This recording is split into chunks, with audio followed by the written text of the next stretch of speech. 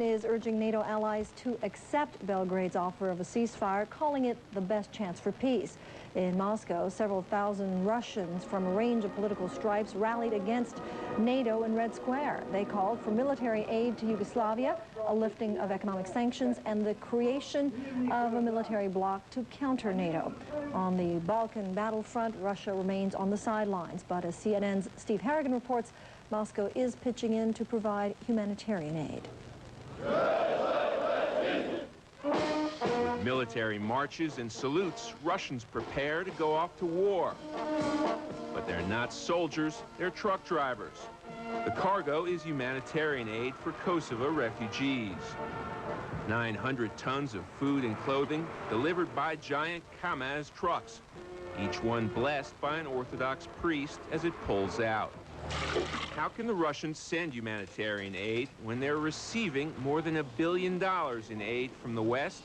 There are things that Russia needs and some things we have a surplus of. Even in our hardest times, we've still helped other countries.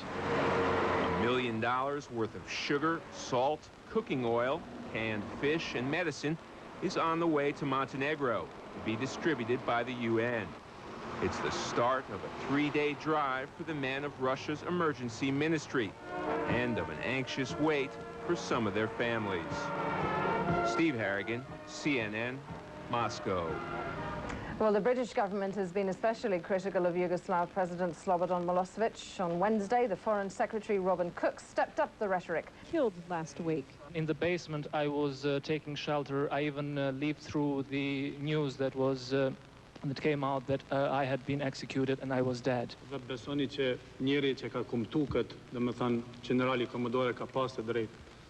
And believe it or not, the General Commodore that announced it was right in some sense. Because we really were feeling executed. Like the others, Mijin Kelmindi says he saw terrible things. I didn't met the only one Serb Schindler who was ready to help or to be near us or to ask maybe what you are doing with these people. That, he says, is the saddest part for him of all the tragedy that is now Kosovo, that unlike Oskar Schindler, the industrialist who tried to save Jews from slaughter, he knew of no Kosovo Serbs who questioned or tried to stop what was happening to their ethnic Albanian neighbors. Margaret Lowry, CNN, London. Well, we zone down in the south part against the VJ and MUP forces. Next. A review again as yesterday, over 28 targets struck. You heard that earlier today, probably from the NATO brief. Once again, the engagement area I mentioned is in the southwest part of Kosovo, where there's been a heavy concentration of our effort over the last 24 hours. Both A-10 NATO aircraft and the USS Roosevelt aircraft that are now flying in Kosovo flew the majority of their missions in that area. Early reports back are from the crews. They were very, very satisfied with the missions today. The A-10 was employed, and we're very satisfied with that. We'll see the results later. I do not have specifics on targets, but as I said earlier, the results are, early reports are excellent. Once again, the target types, military forces, we're concentrating on that, and that, of course, depends on how the campaign is going. Fuel, the POL, as we mentioned before, sustainability, lines of communication in both bridges and roads, we'll concentrate on that to keep him from moving his forces and supplying his forces. Command and control for both the control of the ground forces as well as the integrated air defense itself, and then some industry. The industry targets are military industry for sustainability. Next slide. Not a lot of change in the BDA. This is a campaign. It's working, as I said earlier, but we are degrading his air defenses. You heard from Admiral Wilson yesterday that his frontline fighter force has been cut in half. That's the MiG-29s. We continue to degrade his SAM capability and the threat we're receiving from SAMs. And of course, the sustainability for those SAMs is being hurt quite a bit as well.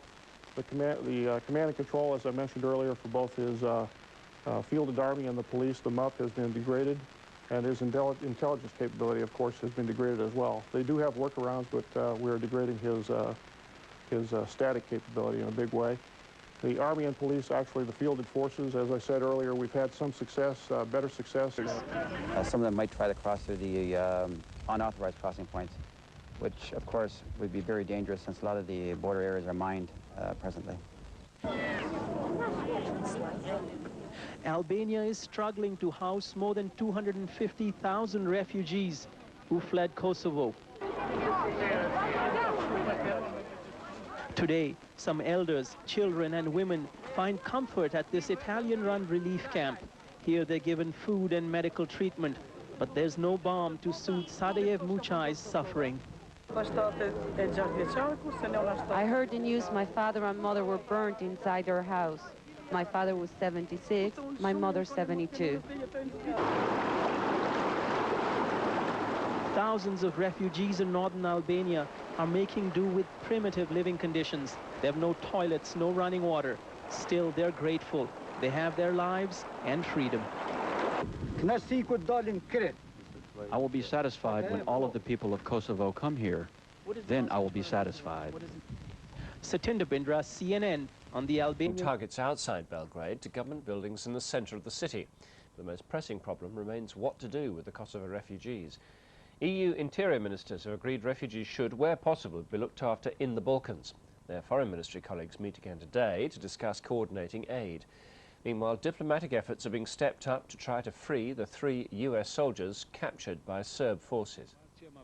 NATO has again taken its relentless air campaign to the heart of the Yugoslav capital. At least 3 loud explosions rocked the centre of Belgrade. Serbian television showed only the damage to the windows of a nearby hospital. European Union ministers meet again in Luxembourg today to coordinate aid to refugees. They've already decided most should stay in neighbouring countries until they can return to Kosovo. The decision was made easier by Albania's offer to give shelter to up to 100,000 more Kosovars, including those now in Macedonia. Around 10,000 of the refugees forced to move by Macedonian police from the camp at Blace on the Macedonian border have arrived in Albania. The rest were moved to another camp within Macedonia. But thousands of refugees have already been flown out of the Balkans, like these Kosovars now being given sanctuary in Turkey. The Cypriot president, Spiros Kyprianou, is due in Belgrade later today to try to secure the release of the 3 American soldiers captured a week ago. The United States is insisting the 3 are released unconditionally. The much vaunted A-10 tank buster ground attack aircraft has been used for the first time in this conflict, attacking a Serb armoured column as NATO escalated its efforts against Serb forces operating in Kosovo. Apache helicopters are being moved from Germany to Italy. They too will soon see action. As the air attacks reach new levels of intensity, NATO believes targeting fuel supplies like this oil refinery in Novi Sad, hit on 2 consecutive nights, is slowing the movement of Serb forces in Kosovo itself, where short of fuel, they will be less able to move around and terrorize the local population at will. And public support in the United States is swinging in favor of the use of NATO ground forces. Glenn Oglaza, Sky News. Western journalists have been allowed into the Kosovan capital Pristina to see the damage caused by the NATO airstrikes. Targets in and around Pristina have been repeatedly hit since the bombing began. The aim has been to knock out the infrastructure of the Serb military in Kosovo. Well, more coverage of the Kosovo conflict later in this half hour. From Kosovo. Yesterday, interior ministers from the European countries agreed that refugees should ideally be looked after in the Balkans, rather than being given protection outside the region. This morning, Serb radio is reporting on what it claims are thousands of refugees returning to Kosovo. Yesterday, of course, the Yugoslav authorities closed some border crossings. NATO missiles struck at the centre of Belgrade last night. Military and government buildings appear to have been the targets. Explosions were also reported in Pančevo to the north of Belgrade. Western journalists have been allowed into the Kosovan capital of Pristina to see the damage caused by the NATO airstrikes. Targets in and around Pristina have been repeatedly hit since the bombing began. The aim has been, according to NATO sources, to knock out the infrastructure of the Serb military in Kosovo. The 3 U.S. soldiers captured by... NATO forces have carried out another wave of intense airstrikes against Yugoslavia, extending their campaign into a 15th day. At least one building was hit in the Yugoslav capital Belgrade, and Serb media reported damage to residential property. The town of Koprivnica was also said to have come under heavy attack. A NATO spokesperson in Brussels said ground forces in and around Kosovo were targeted. Aid workers are still trying to locate some 20,000 Kosovo Albanian refugees evacuated from a camp in Macedonia on Tuesday. Later today, the acting president of Cyprus hopes to travel to Belgrade to try to secure the release of 3 captured US soldiers. NATO says that despite the continued bombardment, Serb forces show no sign of withdrawing from Kosovo. Once again, the Kosovo conflict hit the heart of Belgrade. This was the government quarter after several explosions were reported to have rocked the center of the capital. Many living nearby had long been bracing themselves because of army buildings there. But this one was still standing. Here, at least, there was no repeat of the flames which marked NATO's decisive strikes the first time it targeted central Belgrade. Yugoslavia! Yugoslavia! Yugoslavia! As all this went on, others in Belgrade attempted to defy the bombs. An estimated 3,000 people gathered for a concert organized by the authorities and aimed at ensuring NATO stayed away from the capital's principal bridge. Even as the air raid sirens started, the protest went on. We saved more than a bridge. We tried to get peace for this country, for Yugoslavia, and we tried to stop the bombings, which are unjust and which are against any international law.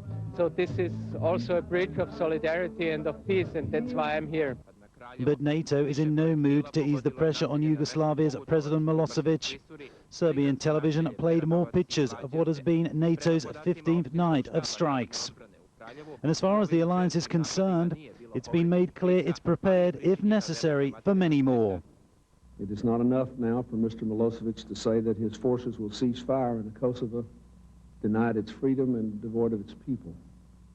He must withdraw his forces, let the refugees return, permit the deployment of an international security force. Nothing less will bring peace with security to the people of Kosovo. Its capital is bearing all the painful scars of war. Once a city of 250,000 people, Pristina has been turned into a grim ghost town. NATO has been accused of causing civilian casualties in its most recent round of strikes there. The alliance has always made it clear it regrets any such fatalities, but it's also revealed it believes it is getting real results on the ground against Serb forces in Kosovo. The forces, it says, ripped the province apart in the first place. Paul Royal, BBC News.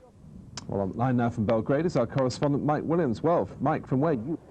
Many were ordered out of their homes in Kosovo, marched to Macedonia, and now find themselves dumped at a sports stadium in Albania. I was studying in Pristina and the policeman came to our house and said, get out from Pristina and go to Macedonia.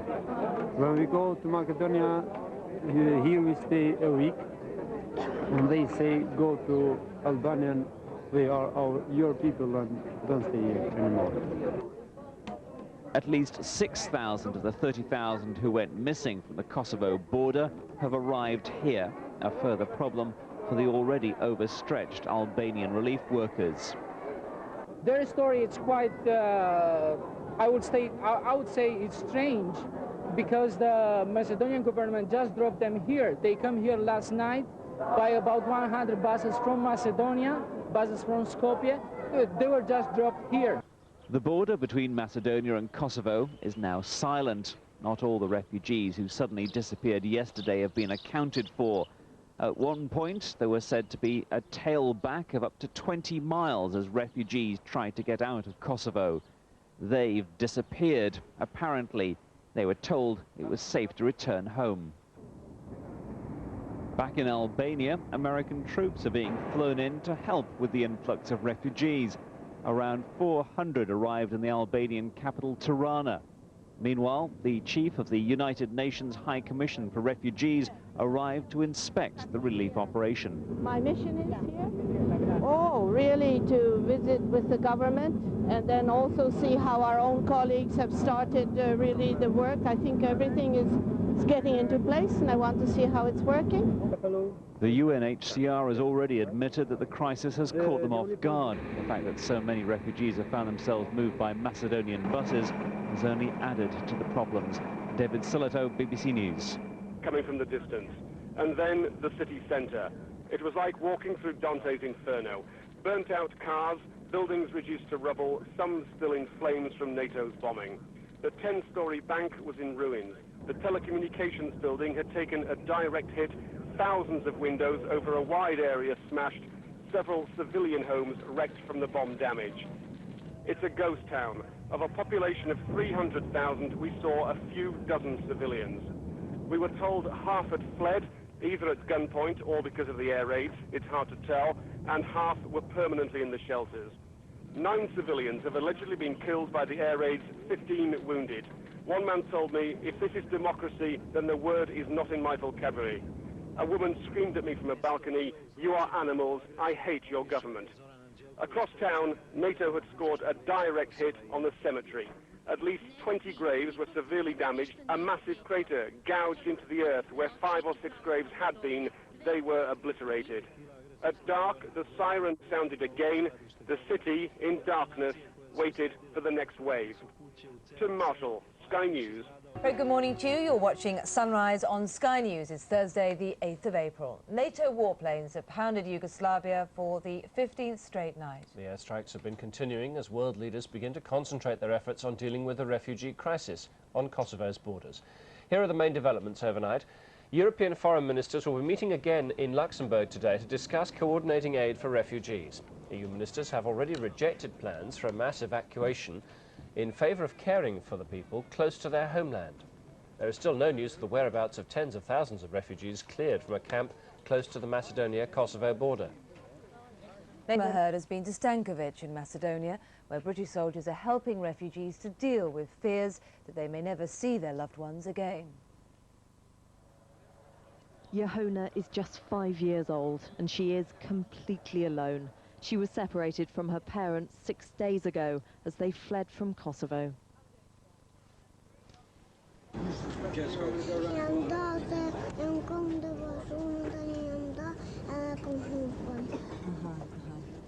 She says that she's been in another place, then she's got lost.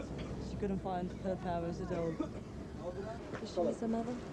Johanna, apot mungon mami shumë? Shumë. A I mërzit? She said, yeah, I miss her very much and I feel very, very sad why I'm not with her. Johanna's bravery has stunned the British soldiers who are now taking care of her at a NATO camp. There's been other children that have been lost for 2 or 3 hours. They've lost the parents on here, and she's been telling them that it's going to be all right, and she's explained that that she's lost her mummy for 6 days, and she's not crying. She's tried to stop him crying. She's had him dancing and singing. It's quite amazing, really. She was comforting 7-year-old Gent, but he was lucky. His mother was in the same camp and was able to track him down.